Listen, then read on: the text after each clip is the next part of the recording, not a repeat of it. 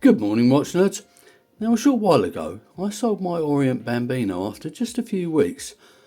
I wanted a gold dress watch, and it looked absolutely stunning. Okay, at the full price, the specs weren't great, although I paid a lot less than the full price, and for a 38mm dress watch, it did wear a little bit large. I looked around for something else to replace it, but ended up buying something completely different. That still left me wanting a gold dress watch. Then this one came along. The model name of this watch is the Wu Yi. The number's D51SG. In actual fact, it's 51, not 51, as this represents the 1st of May, which is Labour Day in China. It's also worth noting, this is a reissue of an earlier watch, in actual fact one of their earliest watches. The original being a fair bit smaller, having a Hesselite crystal and an ST2 movement. Now, Seagull started life back in 1955 and now produce 30% of the world's mechanical movements. They are unashamedly Chinese and don't pretend to be anything else. Now, their pricing strategy is quite strange, as some of their watches with a similar spec to others can cost twice as much.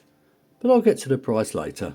And welcome to my unpaid and unsponsored review of the Seagull 51. This is the box it arrived in. It's made of cardboard, it's quite substantial, it protects the watch, and it's got some instructions inside, along with the 2-year warranty. So let's have a look at the all-important dimensions. Now, despite being described as having a 38mm case, it measures near a 37, which I think is even better for a dress watch. The lug width is an awkward 19mm, but proportionately it's about right for the case. Now, it's got a lug-to-lug of 43mm, and the depth is a slender 10.7mm, which includes a double dome sapphire, but it doesn't have any AI coating. Well, I don't think it does anyway. In my opinion, the watch wears to size, and I think these dimensions are pretty perfect for this type of watch. And this is my watch of the day. It's the Orient Bambino Small Seconds. Review to follow. Inside is the ST2130 Seagull automatic movement, which is one of their more premium calibers. It's one of the many legal clones of the ETA 2824. It's a 4Hz movement, which means it ticks away at 28,800 beats per hour, it hacks and it hand winds, and it's got a power reserve of about 40 hours. I haven't had a watch with this particular movement in before, but from what I can understand, they're pretty reliable. This one is presently running at about 12 seconds a day, but let's see what it looks like on the time grapher.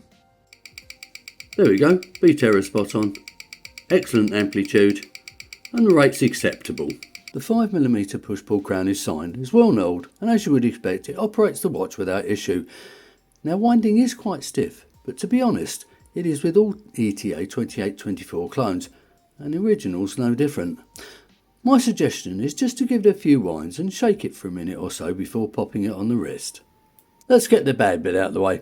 This is the strap it came on. It's a fairly stiff black croc strap. It just doesn't suit the watch. Of course, that isn't of any great consequence because there are plenty out there that you can buy and they don't cost a fortune. Now, I had this one in my spare strap box and I think it looks pretty perfect. I should mention that the watch did have an option of a base leather vintage strap, and that may have looked nicer, but at the time I ordered this it wasn't available. From what I can understand, this also came with a silver case, but I can't find any evidence it can any longer be purchased. In actual fact, this gold one isn't available on their own site either, and I bought it from AliExpress. It's a 316L stainless steel and it's coated in a rose gold PVD. Now, PVD isn't as tough as DLC, so I don't think this would make a great daily wearer, but I suspect few people will be thinking down those lines anyway. Now, it's a simple case and it's fully polished.